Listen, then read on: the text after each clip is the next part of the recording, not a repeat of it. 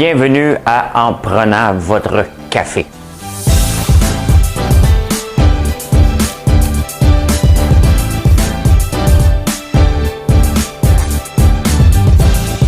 Tableau comme ça, là. Tu rentres, tu fais là.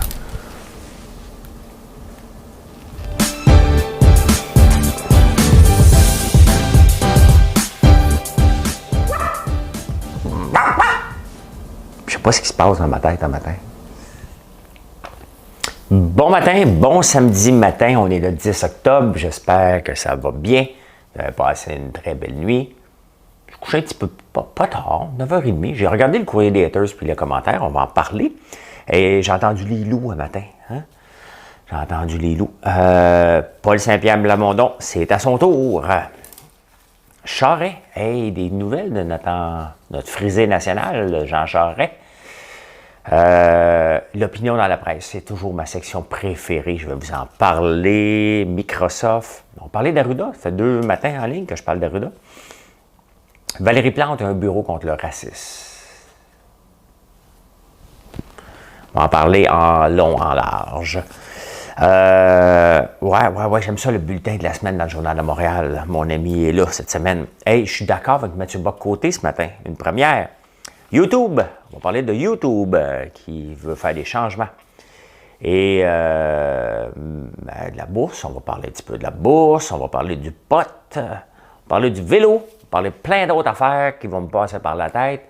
Bienvenue à En prenant votre café et vous connaissez le drill. Ça ne sera pas long. Juste, je vous donne un avant-goût. Bon. Juste avant, fermer la porte, je me demandais ce que j'oubliais. J'ai touché à toutes mes poches pour comprendre ce qui me manquait. C'était ni ma guitare, ni un quelconque médicament pour soulager quelques souffrances ou pour faire passer le temps. Puis tout au long de l'escalier que j'ai descendu lentement, parce que sans raison j'aurais remonté, parce que sans raison j'allais devant, j'étais tout à l'envers, parce que ce qui me manquait c'était par en dedans. Je me sentais seul comme une rivière, abandonné par des enfants. Voilà, Paul Piché, j'avais ça dans la tête un matin. Paul Piché, l'escalier. Quelle belle chanson, quelle belle chanson. Je bois quoi ce matin? J'ai oublié de sortir du café, mais je le mets dans une bonne tasse. Hein? On a goûté au popcorn au café hier que Joe a fait, c'est du Coffee Crips. Je vais vous faire goûter ça aux supporters très bientôt, je vais vous dire quand. On va peaufiner ça, cette recette-là, mais je pense qu'on a un hit majeur sur les bras. Et vous voyez comment une recette vient au monde? On cherche quelque chose d'exclusif. Puis, en cherchant cette exclusivité-là, on est tombé là-dessus. Je ne peux pas garder ça exclusif, il faut que je le donne à tout le monde, il faut que je trouve autre chose d'exclusif pour la grande chaîne. C'est comme ça la vie. C'est comme ça la vie. C'est ça. Hey, j'ai sorti à 3h15 ce matin. Alors, je me suis levé 3h15, temps de prendre ma douche. Ben oui, je prends une douche froide. Hein?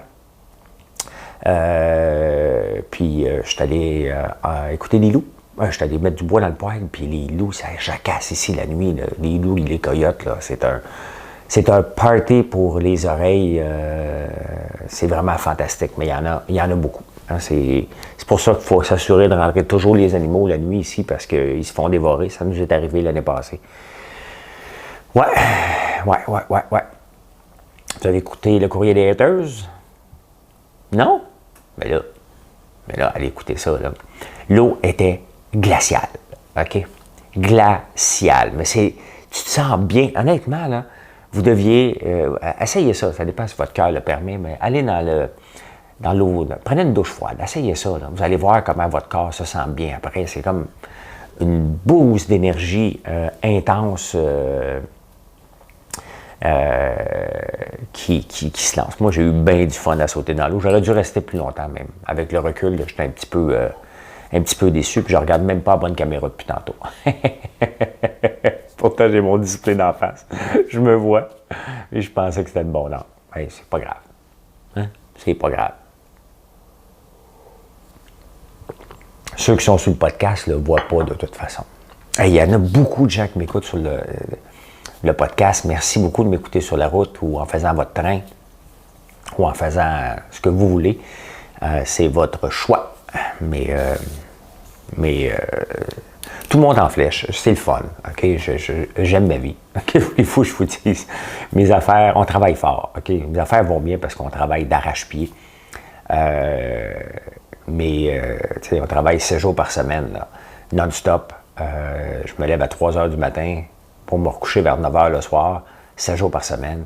Autant mon Facebooker, YouTuber fonctionne bien, mais la boutique, c'est ce qui est le plus important aussi, qui fait partie du tout. La vitrine québécoise va de mieux en mieux. Là. Il y a de plus en plus d'auteurs qui nous écrivent pour qu'on vende leurs livres. Vous savez que la nouvelle de l'auto, j'ai dit le guide de l'auto hier, est maintenant disponible depuis hier, signé par les auteurs. Et j'avais dit le guide, c'est la nouvelle de l'auto. Donc, j'ai parlé avec Caroline Néron hier. Vous pensez qu'on est en guerre. C'est pas parce que je n'étais pas d'accord avec elle sur une certaine façon, puis que je ne suis pas encore d'accord, que je suis obligé d'être en guerre. J'analyse l'économie, l'entrepreneuriat. Maintenant, elle a sorti un livre que je vais lire, et parce que j'aime ça, les biographies d'entrepreneurs d'ailleurs, donc ça m'intéresse à lire. Puis quand je l'ai contactée hier, on s'est parlé au téléphone, puis elle m'a écrit. Elle m'a dit, tu veux pas savoir si je parle de toi? Je dis non. Peut-être qu'elle me plante solide dans son livre, mais ça ne me dérange pas du tout. J'ai été quand même une virgule dans sa vie. Là. Ça a duré une semaine, notre empoignade. Je vais le lire, puis je vais le mettre disponible. Puis si vous l'achetez, on va en remettre d'autres. Si vous ne l'achetez pas, ben, je vais retourner les copies. C'est pas compliqué la vie. Là. C'est comme ça. Là. C'est comme n'importe quel produit qu'on met ici. Si ça marche, on le garde. Si ça ne marche pas, on arrête d'en prendre. C'est ça qui est le but. Bon. Paul Saint-Pierre Plamondon. Lui, il va falloir s'habituer parce qu'il y en a des affaires. Paul Saint-Pierre Plamondon. PSPP. Il vient d'être élu. Je m'en doutais. Chef du PQ, il ne changera rien. Là. Non, attendez-vous pas à des gros changements. Là. Il n'est même pas élu. OK? Sylvain Gaudreau, je lisais le journal le matin, il disait c'est à son tour. C'est pas à notre tour de devenir chef. Pas parce que tu es là depuis longtemps que c'est à ton tour. C'est pour ça que la politique, ça va pas bien. T'sais. Ils attendent que c'est à leur tour. C'est pas ton tour. C'est le plus compétent qui doit gagner. Celui qui va faire rêver. C'était mon choix quand même. Sylvain Gaudreau, il n'a rien fait de « wow ». Il n'a pas eu la chance de se comporter en chef. C'est que tu ne deviens pas chef. Tu es chef sans voir le titre. Puis à un moment donné, par la force des choses, parce que tu es compétent, parce que tu as du leadership, tu deviens le chef. C'est comme ça que ça se passe. Dans la politique, à l'occasion, c'est l'inverse. Hein? Tu as fait ton temps, donc tu vas devenir chef. Ben, Pauline Marois, c'était ça. Je sais que vous n'aimez pas là, quand je parle parce que vous pensez que je suis un misogyne contre les femmes. Mais non, mais c'est ça. Elle a mangé la pire volée. Et le Parti québécois a mangé la pire volée de sa vie. Qui c'est qui me texte à 5 heures du matin? Quelqu'un qui m'envoie sa machine à café, qui veut que je choisisse une machine à café. Faut que je m'en choisisse une. Là. J'en veux un autre que filtre, mais je suis cheap. Je ne veux pas payer trop cher. Puis je vais avoir une belle machine. Qu'est-ce que vous voulez que je vous dise? C'est ça. Et si je n'achète une belle, je ne la montrerai pas. Je n'aime pas faire de la pub à des compagnies, gratuitement. À moins que ce soit une compagnie du Québec. Voilà.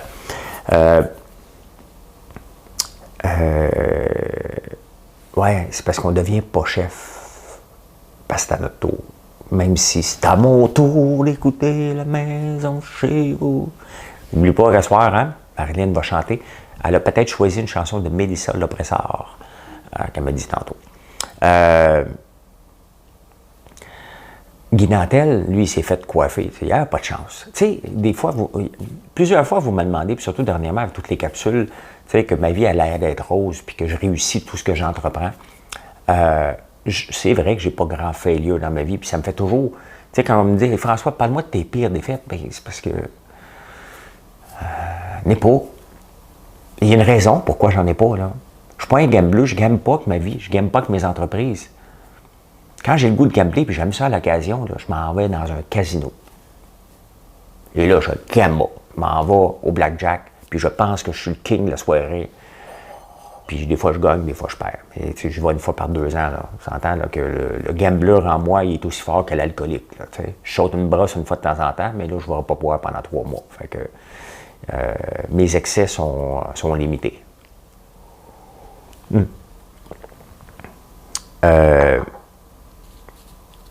Donc, c'est ça. La raison pourquoi je n'ai pas beaucoup d'insuccès, c'est qu'à un moment donné, il faut choisir ses batailles. Il faut que tu regardes avec qui tu vas aller jouer. OK? C'est certain que si je me tiens avec des milliardaires qui ont des jets privés et qui veulent aller à tous les week-ends à Dubaï, je vais avoir de l'air pauvre. Et je ne serai pas capable de les suivre, puis à un moment donné, bon, OK. Donc, je ne vais pas me tenir avec eux autres, ils ne m'intéressent pas de toute façon, ils sont tous fake. Puis je ne me tiens pas avec des amis pour l'argent. Tiens, parce qu'on a des échanges d'idées, on a du fun ou on fait du sport ensemble. C'est ça, mes amis. Mes amis, moi, c'est surtout mes amis de natation que je ne vois pas de pain bout, puis ma famille. En affaires, ben, je choisis mes batailles, là. Je choisis dans quelle ligue que je vais aller jouer, puis à quel moment que c'est le temps d'aller porter un grand coup. Est-ce qu'en ce moment, avec mes friandises à l'érable, je suis capable de compétitionner Pepsi avec ses Frito-Lay, avec Boom Chicapao? Ben non, je ne suis pas dans la même ligue. Ben non, je ne suis pas rendu là. Donc, je ne vais pas me comparer à eux. Il faut se donner des objectifs qui sont atteignables, mais difficiles à atteindre aussi. Et c'est comme ça qu'on se dépasse, puis à un moment donné, on fait « Waouh, je suis rendu avec une grande entreprise. » C'est comme ça. Et je fais toutes mes gaffes avec peu d'argent. Quand je vous dis que ça ne prend pas beaucoup d'argent pour se lancer en affaires, c'est que l'argent tue la créativité. L'argent nous fait faire des gaffes avec beaucoup d'argent en partant. J'aime mieux faire une gaffe avec 5 piastres qu'une gaffe à 50 000 ou 1 million. C'est pour ça. Maintenant, Guy Nantel, il n'y avait pas de chance. Revenons au Parti québécois, c'est pour ça que je faisais une parenthèse, c'est qu'il n'y avait pas de chance d'avance. Et lui, il a dit, ben écoute, il faut que je gagne ma vie, moi, là. OK? Il faut que je continue à faire des spectacles d'humour. Tu sais, c'était comme Coderre avec sa formule-là, là. Tu sais? Il s'est perdu là, là. Les seules chances qu'il avait, là, quand il a commencé à s'obstiner, qu'il était pour continuer à faire ses spectacles, bon, ça n'a pas de sens, là. On ne peut pas rire des politiciens le jour, être politicien le jour, puis le soir, aller rire des politiciens, c'est ça sa marque de commerce. Ça n'avait aucun bon sens. Et il s'est fait effacer par la suite, là. Ben c'est ça. Et là, il va sûrement dire, comment il s'appelait, voyons, le docteur, pas Kadir, tu Kadir? Voyons, comment il s'appelle? J'ai ça quand j'ai des blancs, là. Pas Amir Kadir. Docteur... Oui, c'est ça, Amir Kadir, qui était politicien puis il était docteur. Ben, ça, OK, ça peut aller, là. Ça va, là. Tu sais? Il sert le peuple d'une autre façon. Il y a une place qui est payée en pauvre, l'autre place qui est payée en riche.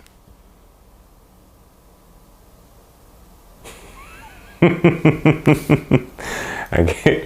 Mais Guy Nantel voulait faire la même chose. Une place qui est payée en riche, humoriste, puis une place qui est payée en pauvre comme politicien. Donc, c'est pas la même chose, là. C'est pas la même affaire. Donc, il va avoir perdu de la crédibilité. C'est ça, se mettre en situation d'insuccès, de failure, qu'après ça, tu es obligé de répéter tout le restant de ta vie. Hey, la fois que tu t'es présenté, tu sais, ils viennent de s'en rendre compte que c'était pas mal plus tough. Fait que, tu sais, dans la vie, il faut choisir ses batailles. Des batailles pour gagner. J'en ai parlé, la peur que je me lève à chaque matin. Comment gagner avec une petite peur, gagner en confiance. Une autre petite peur plus grande, gagner en confiance. Puis à un moment donné, faut que tu prennes de l'expansion. Regardez la bâtisse que je suis en train de faire. Il faut en sortir maintenant des friandises là, pour la rentabiliser. Là. Ça ne rentabilisera pas 1 an. Ça va prendre 2, 3, peut-être 5 ans avant de se rentabiliser, mais c'est comme ça. Je suis encore jeune et forme. Hey, Jean Charest, c'est le boboled. il est boboled à l'année. Il a décidé de poursuivre. Il y avait jusqu'au 10 octobre, parce qu'il y avait des délai de prescription de 5 ans. Il y avait jusqu'au 10 octobre pour poursuivre le gouvernement du Québec. Il a essayé de s'entendre, d'avoir des excuses ou d'avoir un montant d'argent sur sa réputation. Là, je vous entends déjà. Là, sa réputation était finie, il nous a crossé, maudit crosseur. Bon, OK. On a tous une opinion sur le politicien, mais il reste que quand tu es sous enquête et que les informations coulent autant que celui-là, et ça vient encore de l'UPAC. C'est combien de temps qu'on va garder cette patente à gosse-là du PAC en place? C'est tout le temps tout croche, OK? Ils font juste se poursuivre à l'interne. C'est complètement croche. Puis le plus ironique dans cette affaire-là, c'est qu'on a tous appris. Est-ce que vous savez c'est quoi le mot mâchurer? Ça veut dire quoi mâchurer? C'est certain que d'entre nous, quelqu'un joue au Scrabble puis même mâchurer, là, on pense qu'il est sous, là. C'est quoi ce mot-là? Je voulais mâchurer.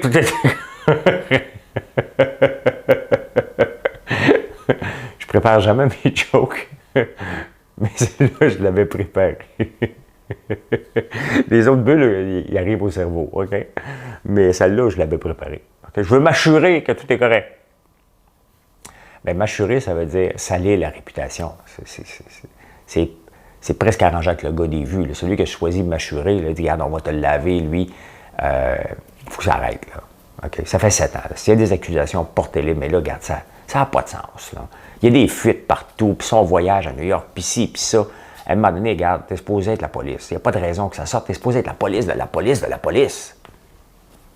Fait qu'il fait bien. Hein, puis j'espère qu'il va gagner. Puis j'espère qu'on va démanteler ça à un moment donné, cette fausse bonne idée-là. Parce que c'est une fausse bonne idée. C'est parti d'une bonne idée, l'UPAC. Et c'est devenu une mauvaise idée. Hein? Parce que c'est de la corruption à l'interne. C'est pathétique. Et l'opinion dans la presse. Moi, c'est ma section favorite. Allez voir l'opinion dans la presse. Je savais que c'était pour sortir. Là. Je me demandais quand. Là. La parité. Hein? C'est aussi pertinent que la pertinence du devoir, qui ont changé de nom. Ils ont regardé ça 2 jours. Ça, c'est comme Coca-Cola a voulu changer sa recette. Ça fait 100 ans que tu as une recette de Coke qui fonctionne. Coca-Cola nouveau, ils n'ont pas fait ça longtemps. Là. Ils sont revenus au classique assez rapidement. Puis le devoir, c'était la pertinence. Là, aujourd'hui, je n'ai pas pu le lire, il n'était pas dans l'eau encore, mais ils ont arrêté ça. 2 jours de pertinence, là, ils ont trouvé que c'était mieux d'aller refaire leur devoir.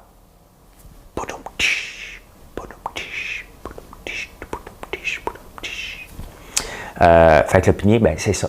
C'est certain que la parité au Conseil des ministres était pour sortir, la minute qui était pour tasser, c'est une vie d'amour. Ça prend une femme. Moi, je ne suis pas misogyne, je ne suis pas raciste, OK? Je fais juste ma petite affaire dans la vie, puis je veux travailler avec des gens compétents, je veux m'entourer de gens compétents, puis leur nationalité, leur race, ils ont 8 bras, ça m'intéresse pas du tout. Ce qui m'intéresse, c'est leur cerveau. That's it, OK? Leur capacité à livrer. Là, bon, Sylvie Lamour n'a pas livré la marchandise, on le remplace par Yann Lafrenière, qui attendait son tour. Puis je pense qu'il était ministrable depuis le début, ce gars-là. Ben là, il a la chance, il est aux affaires autochtones. Ben ça prenait une femme. Quand on a remplacé l'incompétente Marie-Chantal, tu sais, t'es trop contente. Hello! Ben, si vous pensez que moi, je prends des speeds de l'occasion, ce que je prends pas, ce que j'ai jamais pris de ma vie. OK? J'ai aucune idée c'est quoi le feeling d'un speed, donc oubliez ça. Marie-Chantal, ministre de l'Environnement au tout début, elle avait l'air ouh, je suis contente, j'ai du monde autour de moi. Bon, il l'a tassé rapidement. Il l'a remplacé par un homme. Christian Dubé est venu remplacer Mécan. Après ça, c'est l'avocate. J'ai oublié son nom. Matin, j'ai pas de mémoire matin pour les noms. Je n'ai jamais eu, mais c'est pire un matin. Donc, on le voit qu'à la fin, là, ça prend des compétents. Il ne faut pas nommer une femme parce que c'est une femme. Il y en a des femmes compétentes, là. C'est pas ça. Mais nommer une femme pour être parité, puis là, Manon Massé, elle veut s'ouvrir les veines. Là, mon cœur saigne, mon cœur de femme. Hey, on gère une foutue province. On peut-tu mettre les personnes les plus compétentes? Si on va avoir des gens compétents, il faut aller les chercher à la base. Pas attendre qu'ils soient élus et dire, bon, c'est quoi mon... OK, toi, t'es une femme, toi, t'as 8 bras, toi, t'es noir, toi, t'es-tu vraiment noir ou t'es métisse, ou qu'on te prend? Non, ça marche pas de même. Il faut aller les chercher à la base, les intéresser à la politique. Et après ça, tu t'assures d'avoir des gens compétents que tu peux se piger dedans. Pas à la fin. Fait que, on va en entendre parler de la parité, ça finira plus jamais. C'est comme le racisme systémique, puis Valérie Plante qui fait un bureau contre le racisme et la discrimination.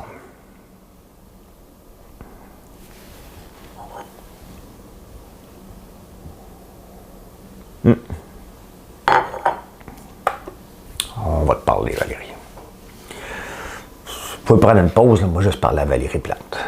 Valérie, quand on roule une entreprise, là, on a déjà, mettons qu'on est gros, là, j'ai déjà eu une très grosse entreprise, là, 3000, c'est quand même pas si mal. Là. Ah, même c'est un centre d'appel, 3000 humains qui travaillent pareil. Puis il y a des VP, puis il y a des ressources humaines, puis il y a des maladies, puis il y a des plaintes, harcèlement psychologique, puis il y a tout, on a tout ça, OK? Tu sais, si un employé fait du racisme, puis on avait beaucoup d'immigrants qui travaillaient chez nous. Je n'ai pas été obligé de mettre un bureau contre le racisme. Quand un employé fait du racisme, tu le rencontres, tu dis, ça, je veux pas ça. Mais tu sais, la problématique, c'est qu'avec les employés qui ont une mentalité, là, des fois, ça ne change pas. On peut former des gens à être plus compétents dans leur travail, mais changer de mentalité aussi intégrée à nous depuis notre enfance. Tu ne peux pas changer ça avec un bureau. Hey, tu vas te comporter moins raciste. Ça ne marche pas de même. OK? À l'occasion, là, puis ça, pour moi, un bureau, là, c'est comme ton foutu escouade de mobilité. C'est la job de la police. La police ne fait pas sa job, on crée l'UPAC. La police ne fait pas sa job, un bureau de la mobilité. C'est une job de la police. Maintenant, si tu as un employé ou un superviseur qui est raciste dans ton entreprise, qui n'embauche pas, ben encore là, la discrimination positive, je suis contre. Donc, on part avec ça. Il faut embaucher les plus compétents. Mais mettons, de toute façon, on n'est pas en mode embauche. Tu n'embaucheras pas grand monde, là. Hein? Mais ton bureau, là, il va faire quoi? Admettons que moi, François Lambert, j'ai envoyé des jokes sur les newfies à toutes les 2 minutes. OK? Puis je suis avec des gens de Terre-Neuve. Donc, s'entend là, qu'ils n'aiment pas ça. Là, le bureau va faire quoi? Bon, M. Lambert, ton superviseur, le syndicat, les ressources humaines et le bureau de la racisme systémique voudraient te rencontrer. OK. Le syndicat qui est supposé dire à ses membres comment se comporter, le boss superviseur premier qui doit le faire, le VP, le directeur général, la mairesse, c'est exactement ce qu'on ne veut pas. Ça ne donnera rien. C'est une culture d'entreprise et à l'occasion, il faut congédier les gens. Regardez le policier à Laval, OK? Qui est un wabo, là, hein? qui était contre qui était un complotiste. Ils l'ont congédié. Ah oui, va-t'en. Tu ne peux pas le changer. Quand même que tu mettrais un bureau anti-complot. Il est complotiste, il n'y a rien à faire. OK? Tu élimines ça. OK? Ça fait partie. Dans les entreprises, là, 80% des employés vont faire leur job. 10% vont se dépasser et 10%, il n'y a rien à faire. Il n'y a rien à faire. Il n'y a rien à faire. Marilyn est là, fait que je ne peux pas monter la note une 3e fois. Il n'y a rien à faire. Ben, il n'y a rien à faire. OK? Tu élimines. Une compagnie qui s'appelait Sybase avait ça comme mentalité. À chaque année, il faut remplacer pour éviter quoi? Le syndrome de Peter. Je sais que ça fait cruel, mais c'est ça, la vie. Il y a des gens qui deviennent incompétents à force de monter, puis il y a des gens qui devraient rester plus bas, puis dire non, je m'en vais, mais ils veulent avoir plus d'argent. Fait que c'est ça. Le bureau du racisme, c'est juste encore de nos taxes dépensées inutilement. Ça m'énerve. Ça m'énerve royalement. Ça changera absolument zéro, niet. C'est ça, la mentalité des gens qu'on doit changer et ce qu'ils pensent dans leur tête. Et c'est pas parce qu'il y a un bureau qui va venir taper ses doigts, qui va mettre des règles. Bon, j'ai écrit tel document, là. Faudrait respecter ça, c'est dans le document. Ça marche pas de même. C'est dit.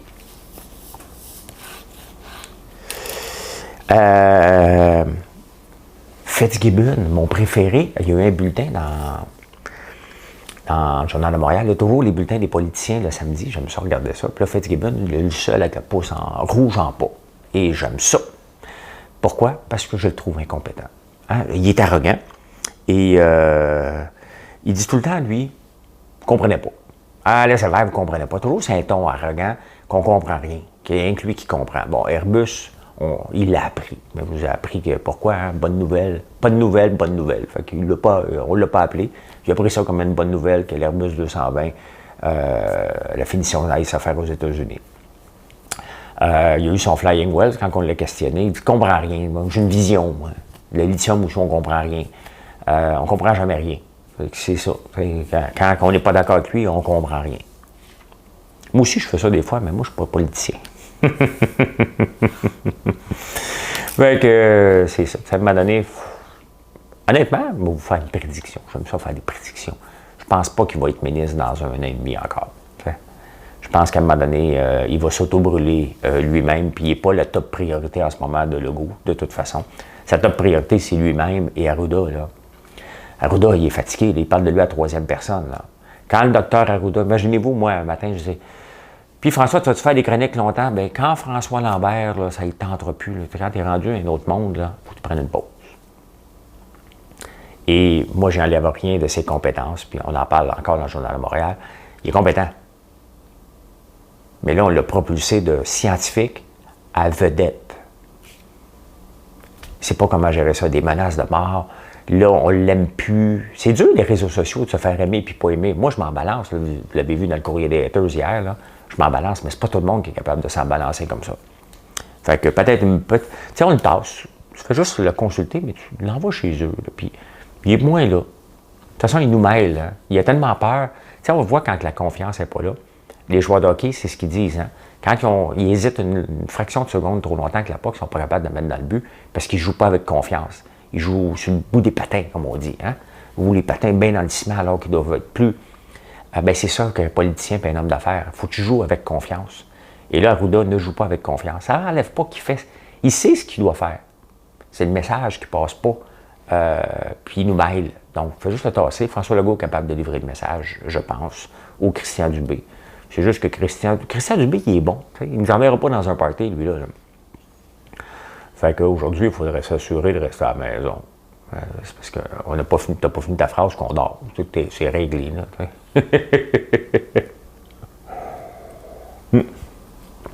C'est réglé. Et Mathieu Bock-Côté, parlant du hockey, Mathieu Bock-Côté parle du Canadien. Donc, je lis son article et on est d'accord, lui et moi. Pourquoi je suis d'accord avec Mathieu Bock-Côté? On s'entend, là. Le gars de première ronde, là, on ne s'en souvient même plus c'est qui déjà du Canadien. On sait que Josh Anderson, il vient de signer pour 7 ans. Hein? Pour un gars qui a marqué un but l'année passée, il était blessé, commotion cérébrale, puis Marc Bergevin, il dit on prend un gros risque. Le gars, il est mieux payé du Canadien. Le plus gros contrat après Carey Price. Brendan Gallagher lui regarde ça, puis il dit hey man, donne 10 des millions aux autres. Oh, j'ai sacré. M'en viens, moi, là. Donne-moi 7-8 millions. Lui, il regarde. Qu'est-ce qu'il peut s'acheter comme jet, un Airbus 220, quelque chose, tu sais. Mais revenons à Mathieu Bock-Côté, il parle du repêchage. On ne se souvient même pas c'est qui le premier choix du Canadien, on ne sait même pas c'est qui le deuxième, on ne sait même pas le troisième. Mais si le Canadien avait repêché en 7e ronde, mettons un Québécois, on en parlerait tout le temps. Le Canadien aurait eu la paix. Tu sais, des fois, il faut choisir ses batailles. Je ne peux pas croire que dans les 7 rondes, il n'y avait pas un moment donné un Québécois, tu pouvais glisser là-dedans, qui, de toute façon, le dernier grand choix de 7e ou 8e ronde là, qui a fait une carrière exceptionnelle dans la Ligue nationale, il s'appelle Luc Robitaille. Ça fait longtemps, là. OK? Il a mon âge, Luc Robitaille, 53 ans. Donc, ça fait extrêmement longtemps de ça. Pourquoi le Canadien le savait? Pourquoi il se balance complètement de nous autres, année après année, en n'allant pas chercher, après le premier choix, là, c'est certain que le premier, là, tu dois chercher le meilleur joueur disponible. Mais après ça, là, ça reste un coup de dé. Mais en 2e ronde, ils vont nous sortir l'histoire de Stéphane Richer. Là. Bon, OK. En 7e, il y a un gars qui vient du village ici, qui s'appelle Xavier Simoneau. Il est dans le top, sinon top marqueur avec les Tigres de Victoriaville. C'est un bon joueur, ou Drummondville. Je ne sais pas ce qu'il joue, je pense avec les Tigres. Il vient de la région. Donc, sa mère, elle travaille pour nous autres, des fois. Le gars, il est top. OK, il est petit. Il est top. Prends-le en 6e ou en 7e. OK? Lui, là, au point de vue provincial, ça va. Hey, on a un espoir chez le Canadien. La game est toute changée. Pourquoi vous ne comprenez pas ça?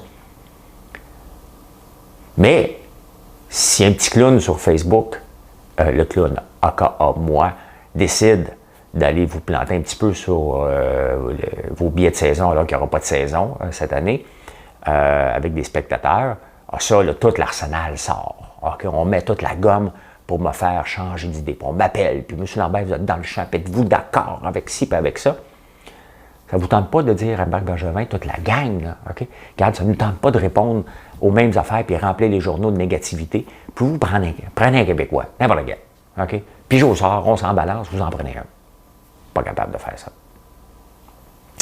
Pas capable de faire ça. C'est pas une question de respect, c'est parce qu'ils s'en crissent. OK? Hein? Ils s'en foutent. Hey, le télétravail avec Microsoft, c'est intéressant. Parce que là, Microsoft dit aux gens, regardez, le travail au bureau, il est terminé. Bien, vous pouvez venir travailler au bureau éventuellement, bien entendu, mais vous devez faire un choix. Parce qu'ils vont réduire l'espace de bureau. Donc, il va y avoir des espaces. Mais ça fait longtemps que ça existe des espèces de WeWork à l'intérieur des entreprises. Et IBM le faisait au tout début, mais ça n'a juste pas pogné. Le télétravail, là, maintenant, il est là. C'est que tu peux travailler de la maison, puis à un moment donné, tu dis, hey, il faut que j'aille au bureau, mais tu n'auras plus de poste. Tu n'auras plus de poste attitré maintenant, tu vas travailler dans un espace commun. Et donc, Microsoft à vie maintenant le fait. Shopify le fait aussi. Donc, il y a de plus en plus d'entreprises qui maintenant s'organisent pour mettre des processus en place pour travailler de la maison. Je trouve ça vraiment intéressant. On va voir ce que ça fait sur l'impact sur son titre boursier. Je ne check pas, vérifie pas. Je ne vérifie pas Microsoft. On va regarder ce que ça donne. MSFT. Comment les gens voient ça, cette nouvelle-là? Ben, ils voient ça très, très bien.